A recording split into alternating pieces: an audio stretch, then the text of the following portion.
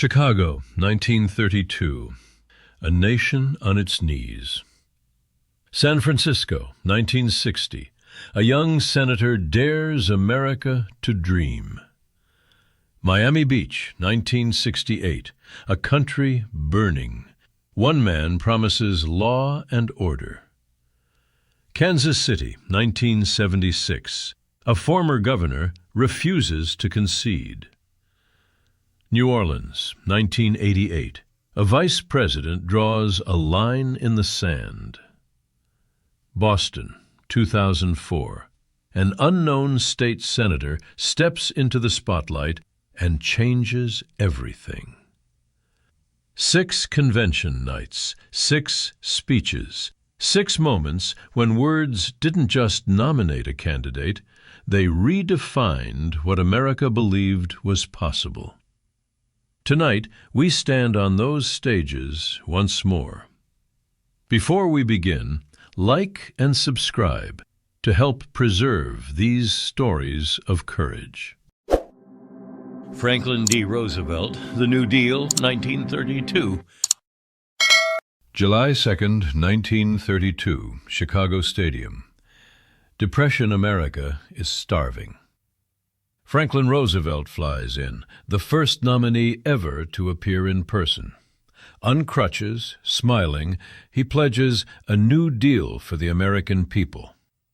4 words. The hall detonates. Delegates rip signs from the floor, waving them like victory flags. Outside, newsboys shout extras. The phrase is everywhere by dawn. No details, just a promise that government will fight for the forgotten.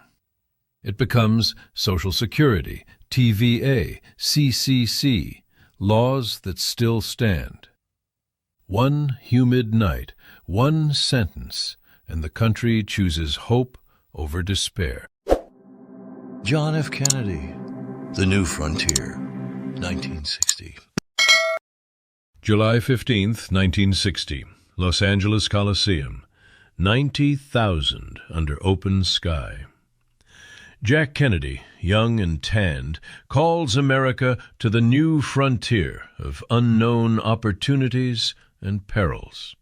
Space, science, civil rights. A torch passed to a new generation. The crowd surges to its feet. Television beams it into millions of living rooms. The Soviet space lead stings.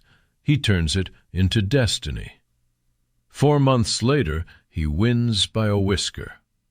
3 years later, we reach for the moon. One California night, youth convinces a weary nation the future still belongs to the brave. Richard Nixon, The Forgotten Americans, 1968. August 8, 1968, Miami Beach. Cities burn. Assassins strike. Richard Nixon speaks softly of the forgotten Americans, the non-shouters. He calls them the silent majority. Law and order, peace with honor. Inside the hall, delegates rise. Outside, police clash with protesters. The contrast is perfect. 3 months later, the silent majority carries him to the White House. One wounded politician gives the exhausted middle permission to speak again. Ronald Reagan, They Will Know Whether We Met Our Challenge, 1976. August 19, 1976, Kansas City. Reagan has just lost the nomination. Ford invites him to the podium anyway. No notes. 11 minutes. He speaks of a time capsule for 2076. What will future Americans say about us? Inflation, Vietnam's fall, a nation adrift. Then the shining city. Delegates weep. The hall belongs to the loser. 4 years later, that speech becomes 44 states. On the night he lost, Ronald Reagan won tomorrow. George H.W. Bush, Read My Lips, No New Taxes, 1988. August 18, 1988. New Orleans Superdome. George Bush has been called a wimp for 8 years. He steps up and shocks everyone. Read my lips. No new taxes. 6 words, steel in the voice. The hall erupts. The line dominates every newscast. He wins the election riding that promise. 2 years later, he breaks it. The betrayal costs him re-election and scars the GOP for decades. One sentence, bold, unforgettable, fatal. Barack Obama, United States of America, 2004.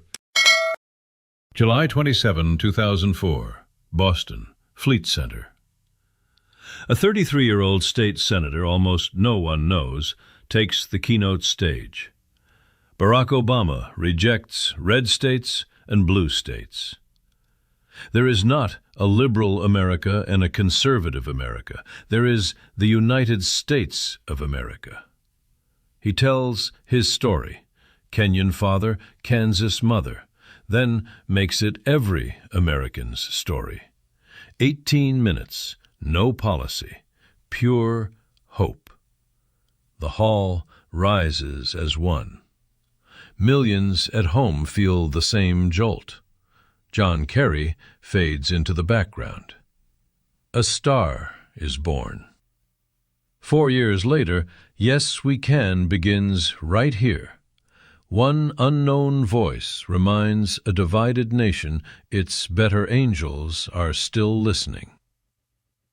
If stories like this move you, like the video, subscribe, and help us keep their memory alive.